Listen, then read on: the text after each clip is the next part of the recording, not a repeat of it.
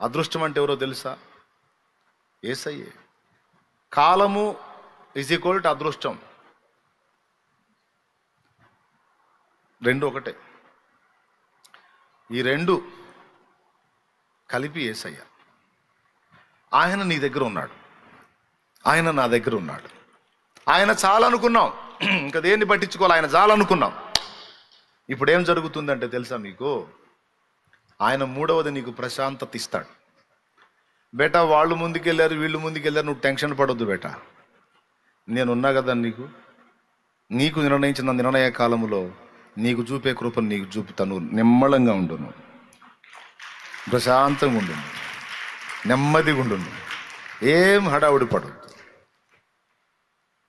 ఎందుకంటే నువ్వు నా వైపు చూస్తున్నావు, నన్ను కలిగి ఉన్నావు, నేనున్నా కదా. గుర్తుపెట్టుకో, నిన్ను తలగా ఉంచాలనేది నా కోరిక అయి ఉంటుందా, తోకగా ఉంచాలని నా కోరిక ఉంటుందా? డాడీ తలగానే ఉంచాలని ఉంటుంది డాడీ. ఇంకేం బేటా, నన్ను నమ్ముతున్నావు కదా. నమ్ముతున్నా డాడీ, ఇంకా నిమ్మలంగా ఉండు, సప్పుడు చేయగా ఊకో. మే హూనా, దేవునికి స్తోత్రం, నేను చూస్తా కదా. కాబట్టి ఇది విశ్వాసులైన వాళ్ళకి, దేవుణ్ణి తన యొద్ద కలిగి ఉన్న వాళ్ళకి భరోసా ఉంటుంది గనక వాళ్ళు ప్రశాంతతలో బ్రతుకుతారు. పక్క వాళ్ళు పరిగెత్తుతుంటే వీళ్ళు టెన్షన్ పడరు, వాళ్ళకి అందలేదు అని ఆవేదన ఉండదు, వాళ్ళకి ఏ ఒత్తిడిని కూర్చిన టెన్షన్ ఉండదు. ఎందుకంటే దేనికైనా చాలిన దేవుడు నాకున్నాడు గనుక నేనెందుకు ఆందోళన పడాలి, నా దేవుడు చూసుకుంటాడు. కాసేపు కూసేపు మంచం మీద అటు ఇటు దొల్లి ఆలోచించినా చివరికి మనం ఫైనల్గా వచ్చే డెసిషన్ అయితే అదే. నిద్రపట్టగా ఎట్ట చేయాలని కాసేపు ఆలోచించినా, ఏం చేసినా కాసేపు ఆలోచించినా ఇంకా మనం ఏం చించలేమన్న సంగతి మనకు అర్థమైపోయి ఏదైనా ఆయన చేయాల్సిందే అని ఆలోచించడం మానేసి, ప్రభువా నీ చేతికి అప్పగిస్తున్నాను అంటేనే హాయిగా నిద్రపట్టిద్ది. అప్పచెబితే నిద్రపోతాం. కానీ వాళ్ళకి, దేవుడు గాక సిరిని తమ యొద్ద కలిగి ఉన్న వాళ్ళకి ఈ ప్రశాంతత ఉండదు. కావాలంటే వాళ్ళ ముఖాలు చూడండి, ఎప్పుడు ఆందోళనలో ఉంటాయి వాళ్ళ ఫేసులు. కానీ మన దేవుణ్ణి తమ యొద్ద కలిగి ఉన్న వాళ్ళ ఫేసులు చూడండి, ప్రసన్నంగా ఉంటాయి, నిమ్మలంగా ఉంటాయి, నెమ్మదిగా ఉంటాయి, హాయిగా ఉంటాయి. ఒకవేళ దేవుణ్ణి ఎరిగుండి కూడా నువ్వు ఆ ప్రశాంతతలో ఉండట్లేదు అంటే నువ్వు దేవుణ్ణి కలిగి లేవు, లేదా దేవుడు నీతో ఉన్నాడన్న విశ్వాసం నీకు లేదు. తగిన కాలం ముందు తప్పక సహాయపడతాడన్న నిశ్చయిత నీకు లేదు కనుకనే ఆందోళనతో బతుకుతున్నావు. అది ఉందనుకో, రిలాక్స్, అంతే. ఇక నీ ముఖం వికారం ఉండదు. ఎప్పుడన్నా చూడు కళలాడుతూ ఉంటావు నువ్వు. ఎదుటోళ్ళు చూసి కుళ్ళుకోవాల్సిందే నిన్ను. ఏంటి సిస్టర్ ఎప్పుడు చూసినా హ్యాపీగా ఉంటావు, ఏంటి అసలు ఎప్పుడు నవ్వుతానే ఉంటావు, కళగా ఉంటావు, ఎదుటోళ్ళని ధైర్యపరుస్తూ ఉంటావు, ఎప్పుడు ఖుషీగా ఉంటావు, ఏంటి అసలు నువ్వు అంటే అదొక రహస్యం ఉందిలే అని చెప్పు. ఏంది రహస్యం అంటే, నేను నమ్మిన వాడు అలాంటి వాడు, నాకు తోడై ఉన్నవాడు అలాంటి వాడు. దేవునికి స్తోత్రం కదా. బాధలు, సమస్యలు, ఇరుకులు, ఇబ్బందులు, అప్పులు, తిప్పలు, నొప్పులు, రోగాలు, ఇరుకులు అన్ని చాలా ఉండొచ్చు. ఎన్నున్నా నాకు తోడై ఉన్నవాడు బలవంతుడని నేను ఎరుగుతున్నాను. ఏమండి, చిత్రలేఖనం పోటీలు పెడితే ఆ పోటీలలో ప్రశాంతత ఉట్టిపడే విధంగా బొమ్మ గీయమని టెస్ట్ ఇచ్చారంట, పరీక్ష. ప్రశాంతం ఉట్టిపడేటట్టు అంటే ఏం గీస్తాం సహజంగా? నాకు కూడా కొంచెం బొమ్మలు గీపించుందిలే, బొమ్మలు గీసే పిచ్చుంది. ప్రకృతి, సంధ్యవేళ, ఇంటికి వస్తున్నటువంటి రైతులు, గోళ్ళకి వెళ్తున్న పక్షులు, మరి అస్తమిస్తున్నటువంటి సూర్యుడు, మరి హాయిగా వీస్తున్నటువంటి చల్ల గాలికి పక్షుల ఈకలు కదులుతున్నట్టు, మంచిగా జలపాతాలు, ప్రశాంతత ఉట్టిపడే విధంగా అంటే అలాంటివే గీస్తాం. అవునా? అలాంటివే గీస్తాం. కానీ ఒక చిత్రకారుడు ఏం గీశాడో తెలుసా? అతడు గీసిన దానికే ప్రైజ్ వచ్చింది. ఏం గీశాడో తెలుసా? ప్రచండంగా రౌద్రంగా ఎగసిపడుతున్న అలలు, కెరటాలు గీశాడు సముద్రంలో. కెరటాలు గీశాడు. అవి చూస్తేనే అల్లకల్లోలంగా ఉన్న సముద్రం అర్థమవుతుంది. ఆ కెరటాలు వచ్చి ఆ సముద్రపు ఒడ్డునున్న ఒక బండను ఢీ కొడుతున్నాయి. ఆ కెరటాలు వచ్చి ఒక బండను కొడుతున్నాయి. అట్లా గీశాడు. ఏం గీశాడంటే బండను బాదుతున్న కెరటాలు. ఆ బండలో ఒక సందు, ఆ సందులో ఒక పిట్ట నిమ్మళంగా కూర్చోవటం వేశాడు. దానికి వచ్చింది ప్రైజ్. ఎందుకంటే ప్రశాంతత ఉట్టిపడే విధంగా రెండు చూపించాడు అక్కడ. సముద్రపు అలలు కెరటాలు చూస్తే ప్రశాంతత కాదు, భీతి గొలిపే విధంగా ఉంటాయి. అవి అలాగూ లేచి వచ్చి అలలు రాతిని కొడుతున్నప్పుడు ఆ దృశ్యం ఒకసారి ఊహించండి. ప్రశాంతత ఉంటుందా? ఉన్న ప్రశాంతత పోయిద్ది. అది చూస్తే ఉన్న ప్రశాంతత పోయిద్ది. కానీ అవి కొడుతుంది దేన్ని? రాతిని. రాతిలో ఏముంది? చిన్న రంధ్రం ఉంది. ఆ రంధ్రంలో ఏముంది? పెట్టు ఉంది. అది ఎలా ఉంది? ఆందోళనగా లేదు. కడలి కెరటాలు ఎంత బాదుతున్నా దాని గూడు రాతిలో నిర్మించబడినందున దాని ఫీలింగ్ ఏంటో తెలుసా? కెరటాలు ఈంతున మొదలు పెట్టుకొని ఉదయం నుండి సాయంత్రం వరకు, సాయంత్రం మొదలుకొని తెల్లవారు వరకు మీరు ఎంత కొట్టినా ఈ రాయి పగిలేది లేదు, నాకు హాని జరిగేది లేదు. ఇది బండ.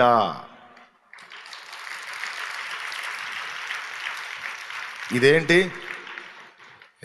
ఇప్పుడు పక్షికి ఉన్న నిరీక్షణ దేన్ని బట్టి? తాను ఆశ్రయం పొందిన బండ. ఓకే, ఇప్పుడు అదే గువ్వవి నువ్వు అనుకో, అదే పక్షివి నువ్వు అనుకో. నువ్వు ఆశ్రయించిన బండ ఒకటి ఉంది. నీవు నాకుండగా, నీవే నాండగా, నీవు నాకుండగా, నీవే నాండగా, నీవే నా ఆత్మదాహము తీర్చిన, వెంబడించిన బండవు నీవేనా, నీవేనా, నీవేనా, నీవేనా ఆత్మదాహము తీర్చిన, వెంబడించిన బండవు. కలవరపడినే కొండల వైపు నా కన్నులేతుదునా, కొండల వైపు నా కన్నులేతి, కొదువతో నేను కుమిలెదనా, కొదువతో నేను కుమిలెదనా.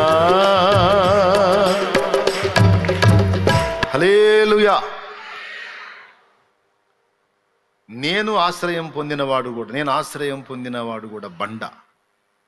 ఇశ్రాయేలును వెంబడించిన బండ, ఆ బండ క్రీస్తే. ఆయనలో ఉన్నాను నేను. నా ప్రశాంతతకు ఢోకా లేదు. రైట్. మొట్టమొదటిది ఏం దొరుకుతుంది? దేవుడు మన దగ్గర ఉంటే ధైర్యం దొరుకుతుంది. రెండవది సంతోషం దొరుకుతుంది, ఎందుకంటే ఆయన సన్నిధిని సంపూర్ణ సంతోషం గలది, అది మనకు అందిస్తాడు. మూడవది ప్రశాంతత. నాలుగవది ఐడియా.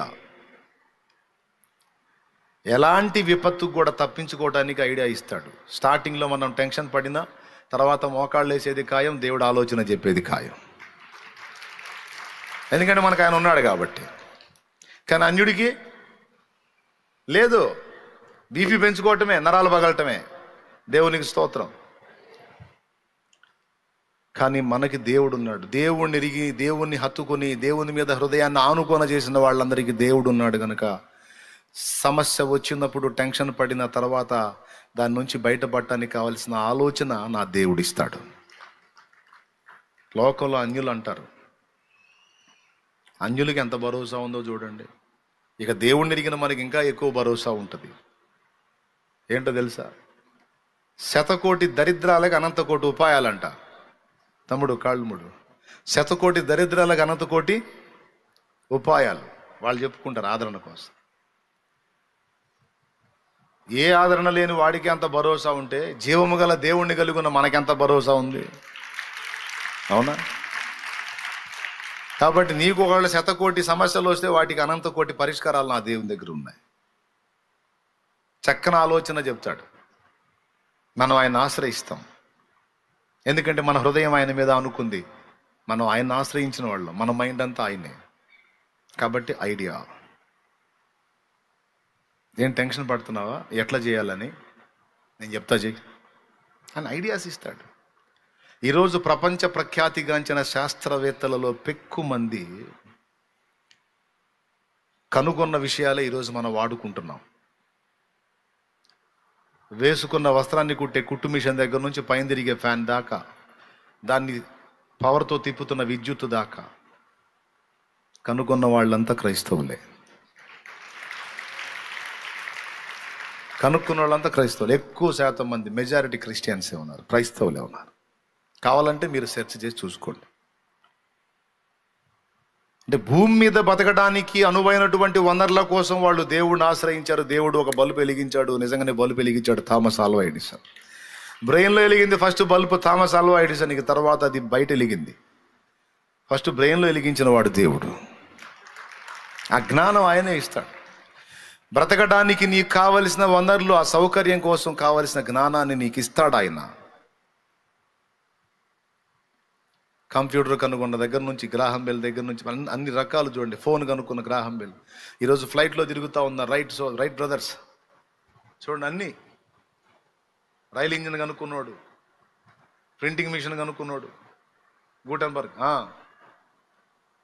క్యాలిక్యులేటర్ కనుక్కున్నాడు. మొత్తం దేవుని పెట్టలే. ఇక వేస్తాడు. కుప్ప వస్తే చూడండి. కుట్టు మిషన్ కనుక్కున్నాడు, బల్బు కనుక్కున్నాడు, ఏమండి అదిగో టేప్ రికార్డు, రేడియో రికార్డింగ్ అంతా కనుక్కున్నాడు. ఇదేంటి డీజిల్ ఇంజిన్, రాకెట్, కెమెరా,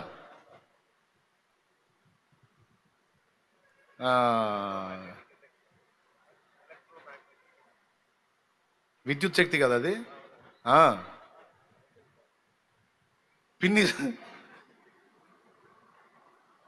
పిన్నీస్తో సహా ఫ్యాన్,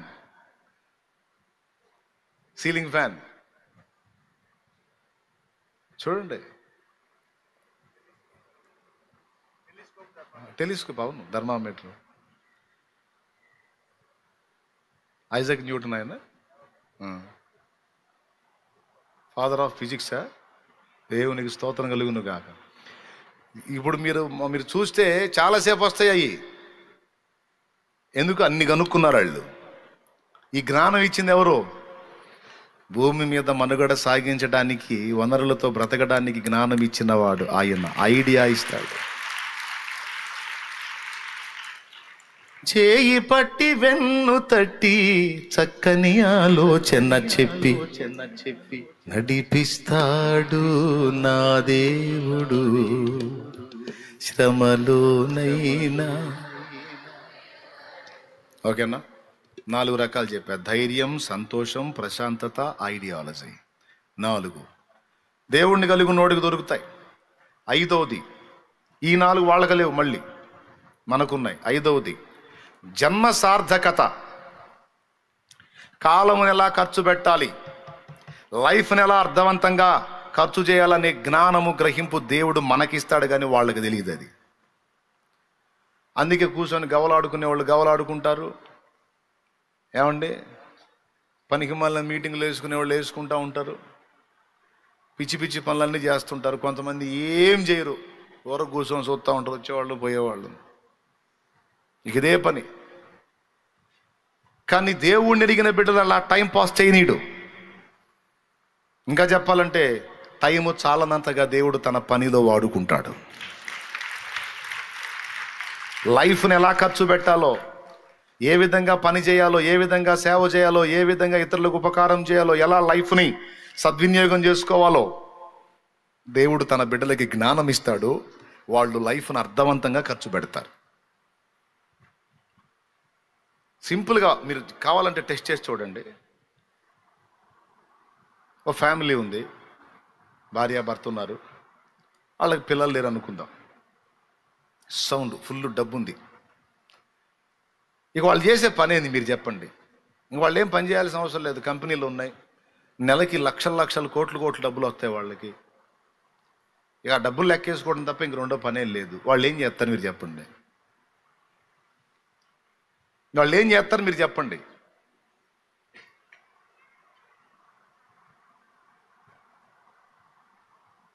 ఏం చేయాలి? పార్టీలు కానీ వాటికని వీటికని తిరిగి కొద్ది రోజులు ఖర్చు పెడతారు, కొద్ది రోజులకి అది బోర్ అనిపించింది. ఇంటికాడ కూర్చుంటారు, ఇది బోర్ అనిపించింది. అక్కడ టూర్లు తిరుగుతారు, అది బోర్ అనిపించింది. పొద్దస్తమాన ప్రయాణాలు చేదరు కదా, ఎందులో హ్యాపీ ఉండదు. చివరికి 2 గువ్వల్లా కూర్చుంటారు. అంతేనా? ఇంకేమైనా చేస్తారా? అదే దేవుడిని ఎరిగిన వాళ్ళు అయితే పిల్లలు లేకపోతే అవసరమైతే తెచ్చుకొని పెంచుకొని వాళ్ళకి లైఫ్ ఇస్తారు. లేకపోతే సేవా కార్యక్రమాలు ఏదో దానిలోకి ఇన్వాల్వ్ అయిపోయి, ఎందుకంటే ప్రభు చెప్పినటువంటి మార్గం ఉంది కదా, నిన్ను వల్లే నీ పొరుగు వానిని ప్రేమించు అని. కాబట్టి ఆ లైఫ్ టైముని దేవుని సేవలోను మనుష్య సేవలోను ఖర్చు పెట్టేసి చరిత్ర పుటల్లో నిలిచిపోతారు. అర్థవంతంగా ఖర్చు పెట్టడానికి కావలసిన జ్ఞానాన్ని దేవుడు ఇస్తాడు, కానీ లోకస్తులకు అది లేదు. వ్యర్థంగా టైం గడిపేసుకొని రేపు రిక్త హస్తాలతో నిలబడతారు దేవుని ముందు. కానీ దేవుడిని ఎరిగిన వాళ్ళని అలా టైం వేస్ట్ కానివ్వడు దేవుడు. నీ బ్రతుకును నువ్వు ఎలా సార్థకం చేసుకోవాలో, దాన్ని అర్థవంతంగా ఎలా ఖర్చు పెట్టాలో, ఇతరులకు ప్రయోజనకరంగా, ఇతరులకు దీవెనకరంగా, తన నామానికి మహిమకరంగా నీ లైఫ్ని ఎలా వెచ్చించాలో దేవుడు నీకు జ్ఞానం ఇస్తాడు. అలా అర్థవంతంగా ఖర్చు అయ్యేటట్టు చేస్తాడు.